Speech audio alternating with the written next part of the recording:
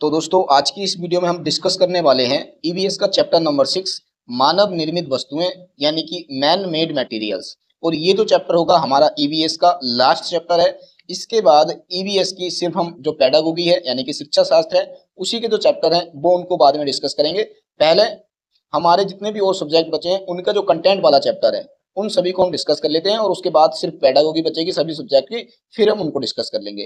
ठीक है, तो स्टार्ट कर लेते हैं। इसके अंदर हमारा सबसे पहला क्वेश्चन आ जाता है कि साधारण नमक और लोहे की छीलन को पदार्थों के किस गुण के आधार पर वर्गीकृत किया जा सकता है। कि ये जो साधारण नमक है और लोहे की छीलन है इन दोनों को पदार्थों के किस गुण के आधार पर हम वर्गीकृत कर सकते हैं। तो ये हमने बताना था। देखो साधारण नमक और लोहे की छीलन को हमने अलग अलग करना है, तो हम किस बेस पर इसको अलग कर सकते हैं। तो पारदर्शिता नहीं, संपीड़ितता ये भी नहीं, तन्यता ये भी नहीं, विलेयता ये बिल्कुल सही हो जाएगा कि भाई ये जो साधारण नमक होता है ये पानी में घुल जाता है, जबकि ये जो लोहे की छीलन होती है ये पानी में घुलनशील नहीं होती है। इसकी वजह से ये जो ऑप्शन नंबर सी है हमारा इसका बिल्कुल राइट आंसर हो जाएगा। अगला है कि किसी अंधेरे स्थान पर टॉर्च के कांच को हथेली से ढककर टॉर्च का स्विच ऑन करके हथेली के दूसरी ओर का परीक्षण करने पर ज्ञात होता है कि हथेली। इसका मतलब ये कहा है कि भाई आप एक टॉर्च ले लो, मान के चलो ये आपने टॉर्च ले ली और ये इसका आगे कांच है और यहाँ पर आप क्या करते हैं अपना हाथ रख लेते हैं। तो जब इस टॉर्च को आप ऑन करते हैं तो आपके हाथ के आर पार आपको ऐसा थोड़ा सा दिखता है कि जो लाइट है वो यहाँ से पार हो जा रही है। तो यही पूछा है कि तो जो आपको यहाँ पर ऐसा प्रतीत होता है ये क्यों होता है, तो ऐसा क्या है यहाँ पर। तो क्या हमारी जो हथेली है वो पारदर्शी है? नहीं है, अपारदर्शी है। भाई जब कुछ प्रतीत होता हुआ दिख रहा है तो अपारदर्शी भी नहीं कह सकते हम। पारभासी है, ये बिल्कुल सही हो जाएगा। अभी देखिए पारभासी वो होते हैं कि ये जो पारभासी होता है वो किसी भी पदार्थ का वह गुण होता है जिसमें हम किसी वस्तु को अंशतः देख सकते हैं, यानी कि हम स्पष्ट नहीं देख सकते, अंशतः ऐसा लगेगा कि कुछ निकल सा रहा है। तो आप चाहें तो इसको खुद भी प्रैक्टिकल करके देख सकते हैं। ठीक है, अगला हमारा आ जाता है कि खेत में किसान अनाज से भूसा निकालने के लिए कौन सी विधि का प्रयोग करता है। कि खेत के जो किसान होते हैं वो अनाज से भूसा निकालने के लिए कौन सी विधि का प्रयोग करते हैं। तो ये जो अनाज से भूसा निकालने की विधि होती है इसको हम निष्पादन विधि कहते हैं, यानी कि ऑप्शन नंबर ए इसका राइट हो जाएगा। अगला है कि निम्नलिखित में से किस गैस में मुख्य रूप से नाइट्रोजन व कार्बन मोनोऑक्साइड का मिश्रण है। कि इनके अंदर से कौन सी गैस ऐसी है जो कि नाइट्रोजन और कार्बन मोनोऑक्साइड का मिश्रण है, ये हमने यहाँ पर बताना है। तो ये जो गैस हो जाएगी हमारी ये हो जाएगी प्रोड्यूसर गैस। तो प्रोड्यूसर गैस के अंदर नाइट्रोजन और कार्बन मोनोऑक्साइड का मिश्रण होता है। अगर आप इस गैस के अंदर देखेंगे तो जो नाइट्रोजन होती है ये जो नाइट्रोजन होती है ये लगभग 60% पाई जाती है और साथ साथ में ये जो कार्बन मोनोऑक्साइड होती है ये इसमें लगभग 30% पाई जाती है और बाकी जो ये 10% बचती है 10% इसमें मीथेन गैस पाई जाती है। मीथेन यानी कि CH4 गैस इसमें पाई जाती है। तो इस तरह से ये 40 और 30 90 और 10 100 इस तरह से ये जो प्रोड्यूसर गैस होती है ये 100% हो जाती है। ठीक है, अगला आ जाता है कि घरों में प्रयुक्त सिलेंडरों में गैस का रिसाव पर जो दुर्गंध आती है वह पदार्थ है। तो घरों में आप लोगों ने देखा होगा कि जो हमारे गैस सिलेंडर होते हैं कभी कभी अगर उनके अंदर कोई रिसाव हो जाता है तो हमें एक दुर्गंध आती है। तो वो जो दुर्गंध आती है वो किस चीज की होती है, वो होती है एथिल मरकेप्टेन की, यानी कि ऑप्शन नंबर सी क्या हो जाएगा इसका राइट हो जाएगा। अब अगला हमारा क्वेश्चन आ जाता है कि किस प्रकार के कोयले में कार्बन की जो प्रतिशत मात्रा होती है वो अधिकतम होती है। तो देखिए जिस कोयले के अंदर कार्बन की जितनी अधिक मात्रा होगी वो कोयला इतना ही अच्छा और इतनी ही अच्छी क्वालिटी का होगा। तो ये जो एंथ्रासाइट कोयला होता है इसके अंदर कार्बन की मात्रा सबसे अधिक पाई जाती है, इसलिए जो एंथ्रासाइट हो जाएगा यानी कि ऑप्शन नंबर सी इसका बिल्कुल राइट आंसर हो जाएगा। अगला क्वेश्चन आ जाता है कि दैनिक जीवन में अत्यधिक प्रयोग की जाने वाली पॉलीथीन किस प्रकार की प्लास्टिक है। तो ये जो हम दैनिक जीवन के अंदर जो पॉलीथीन प्रयोग करते हैं कि हम चीनी लेने के लिए जाते हैं, मार्केट से कोई भी सामान लेने के लिए जाते हैं तो एक पॉलीथीन बैग का प्रयोग करते हैं। तो वो जो पॉलीथीन बैग होता है वो किस प्लास्टिक का बना होता है। तो ये बना होता है थर्मोप्लास्टिक का। ठीक है, एक होती है थर्मोसेटिंग प्लास्टिक। देखिए ये जो थर्मोसेटिंग प्लास्टिक होती है ये कौन सी होती है, ये ऐसी प्लास्टिक होती है जिसको हम क्या करते हैं एक बार गर्म कर लेंगे तो ये क्या करेंगे एक बार गर्म करके हार्ड हो जाएगी और फिर इसको हम गर्म करेंगे तो फिर ये सॉफ्ट नहीं हो सकती, यानी कि इसको हम मनचाहा आकार नहीं दे सकते हैं। जबकि थर्मोप्लास्टिक वो प्लास्टिक होती है जिसको हम जब मर्जी चाहें इसको गर्म करें, गर्म करके इसे जो मर्जी आकार दे सकते हैं, वो होती है थर्मोप्लास्टिक। और आपने देखा भी होगा कि जो घरों में यूज की जाने वाली पॉलीथीन होती है अगर आप इसको एक बार गर्म कर लेते हैं तो गर्म करके ये हार्ड हो जाएगी, फिर उसको गर्म कर लेंगे तो गर्म करके उसको मनचाहा आकार दे सकते हैं। इसका मतलब वो जो पॉलीथीन होती है वो थर्मोप्लास्टिक होती है। ठीक हो गया। अगला क्वेश्चन आ जाता है कि जब प्लास्टर ऑफ पेरिस के साथ पानी मिलाया जाता है तो वह, तो जब आप प्लास्टर ऑफ पेरिस यानी कि पीओपी, तो पीओपी आपने नाम सुना होगा कि आप लोग क्या करते हैं अपने घरों के अंदर पीओपी कराते हैं। तो भाई ये जो पीओपी का कट्टा आता है जब आप उसमें पानी डालते हैं और अपनी दीवारों पर करवा लेते हैं तो क्या होता है, वो मुलायम हो जाता है या बहुत मुलायम हो जाता है या कड़ा हो जाता है या बहुत कड़ा हो जाता है। तो आप सभी को पता है कि वो क्या हो जाता है, बहुत खड़ा हो जाता है, और तभी क्या होता है हमारी जो घरों की डिजाइनिंग है वो बहुत अच्छी हो जाती है। इसका मतलब ऑप्शन नंबर डी क्या हो जाएगा, इसका राइट आंसर हो जाएगा। अगला क्वेश्चन है कि समुद्र जल से नमक को अलग किया जाता है वह विधि है। तो भाई जल से नमक को आपने अलग करना है तो बाष्पीकरण का प्रयोग करना पड़ेगा, यानी कि ऑप्शन नंबर ए इसका राइट हो जाएगा। अगला है कि पानी एवं तेल के मिश्रण को अलग किया जाता है, कि भी पानी और तेल का मिश्रण को आपने अलग करना है तो उसको अलग करने के लिए आप किस विधि का प्रयोग करेंगे, तो उसके लिए हम करेंगे निस्तारण विधि का, यानी कि ऑप्शन नंबर बी क्या हो जाएगा, इसका बिल्कुल राइट आंसर हो जाएगा। ठीक हो गया। अब अगला हमारा क्वेश्चन आ जाता है कि जब लोहे के चाकू में लकड़ी के दस्ते यानी कि हैंडल लगाए जाते हैं तो इस प्रक्रिया से गुजरना पड़ता है।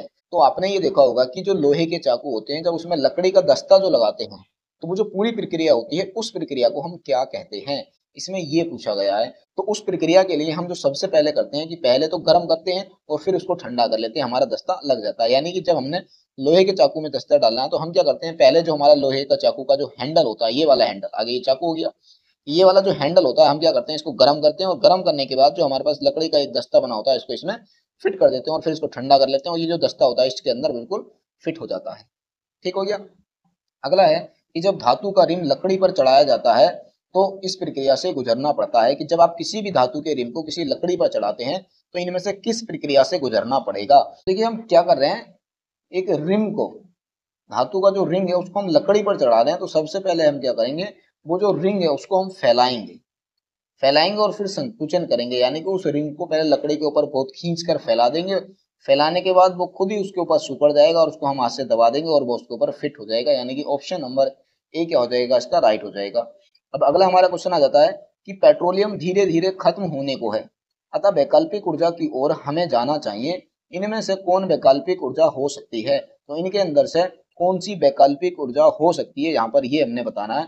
तो यहाँ पर तो देखिए पेस्टिसाइड्स नहीं, सिंथेटिक फर्टिलाइजर ये भी नहीं, बायो फर्टिलाइजर ये भी नहीं, यानी कि बायो गैस जो हो जाएगी उसका हम क्या कर सकते हैं, वैकल्पिक ऊर्जा के रूप में उपयोग कर सकते हैं। तो ऑप्शन नंबर डी क्या हो जाएगा, इसका राइट आंसर हो जाएगा। अब अगला हमारा क्वेश्चन आ जाता है कि मोमबत्ती का जलना, तो मोमबत्ती का जलना कौन सा परिवर्तन है। तो देखिए यहाँ पर मोमबत्ती जल रही है, अब आपने देखा होगा कि अगर हम बना लेते हैं कि हमने क्या किया, एक मोमबत्ती बना लेते हैं, देखो ये मान लो ये क्या है, हमारी एक मोमबत्ती है जो कि जल रही है। ठीक है, तो आपने देखा होगा इसके अंदर क्या होता है, ये एक धागा भी होता है, ये धागा डाला होता है ना, यही धागा जलता है। अभी देखो ये धागा एक जल रहा है तो इसका मतलब कि यहाँ पर क्या हो रही है, रासायनिक अभिक्रिया हो रही है, परंतु ये जो साइडों का मोम है ये भी तो पिघलता रहता है ना साथ साथ में, और इस मोम से हम दोबारा से ये वाली मोमबत्ती भी बना सकते हैं।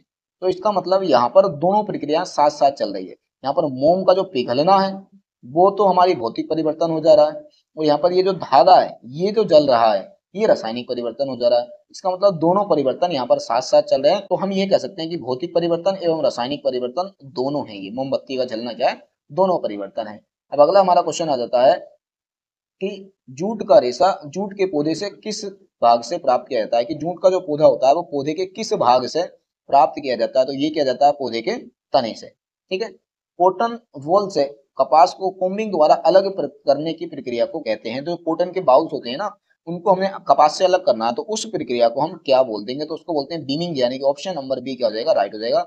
अगला है कि साधारण कांच बनाने में प्रयुक्त पदार्थ है, तो साधारण कांच बनाने के लिए हम किस पदार्थ का प्रयोग करते हैं, सिलिका का बिल्कुल करते हैं, विरंजक पदार्थ का इसका भी करते हैं, कैल्शियम ऑक्साइड का भी करते हैं, यानी कि ऑप्शन नंबर डी ये सभी क्या हो जाएगा, इसका राइट आंसर हो जाएगा।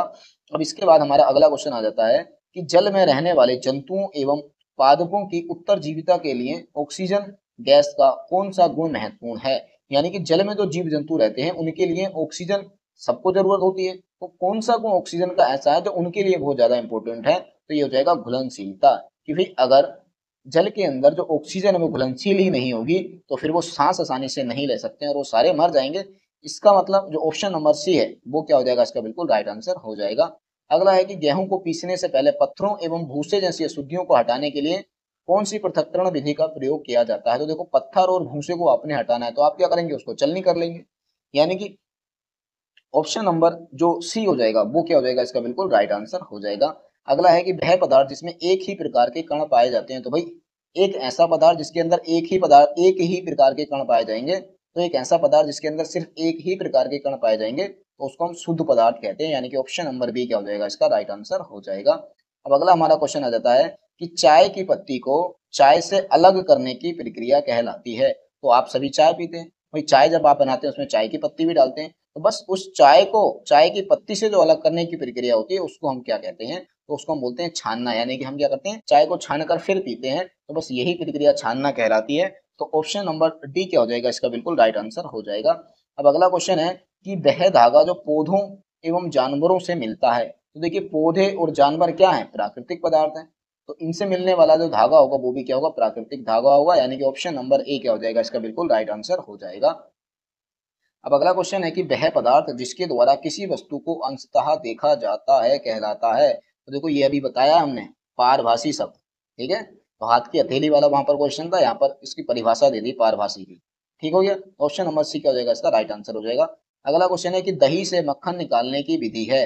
तो दही से जो मक्खन निकालने की विधि होती है उसको हम अपकेंद्रण यानी कि मथना भी बोलते हैं। तो ऑप्शन नंबर ए ही क्या हो जाएगा, इसका राइट आंसर हो जाएगा। घुमाना नहीं होता है, घूर्णन भी नहीं होता है, तो कभी आप समझो कि ये सारे के सारे एक हैं, तो सिर्फ मथना ही क्या होगा, इसका बिल्कुल राइट आंसर हो जाएगा। अब अगला और लास्ट क्वेश्चन आ जाता है हमारा कि जो मिट्टी पानी का घोल रात भर बाल्टी में रख कर छोड़ दिया जाता है। जब हम क्या करते हैं, मिट्टी और पानी के घोल को रात भर एक बाल्टी में रखकर छोड़ देते हैं, तो गंदगी इकट्ठा कहाँ होती है, तलहटी में। बिल्कुल सही है भाई, तलहटी में होती है, बीच में नहीं होती है, ऊपर भी नहीं होती है, और इधर उधर की अवस्था में भी नहीं होती है। तो इसका मतलब ऑप्शन नंबर जो ए हो जाएगा वही क्या हो जाएगा हमारा, इसका बिल्कुल राइट आंसर हो जाएगा। तो दोस्तों ईबीएस के जो हमारे 6 के 6 चैप्टर थे उन सभी के जो एमसीक्यू क्वेश्चन हैं वो सारे के सारे हमने यहाँ पर डिस्कस कर लिए हैं। बाकी अब इसकी पेडागोगी बची है, वो अभी हम कुछ दिन के बाद में करेंगे, क्योंकि अभी हमने क्या करना है, जो हमारे दूसरे सब्जेक्ट बचे हैं उनका भी जो कंटेंट है अब उसको हम पूरा कर लेते हैं। तो ठीक है फिर दोस्तों, आज की वीडियो में बस इतना ही रखते हैं। और हाँ, अगर आपको हमारी वीडियो अच्छी लग रही हो तो वीडियो को लाइक करना, और आपके जो साथी हैं जो यूटेट की तैयारी कर रहे हैं उन लोगों तक इस वीडियो को जरूर से जरूर शेयर करना। और अगर आप चैनल पर नए हैं तो चैनल को सब्सक्राइब कर लेना। बाकी मिलते हैं फिर बहुत ही जल्द एक नेक्स्ट वीडियो में, तब तक के लिए बेस्ट ऑफ लक।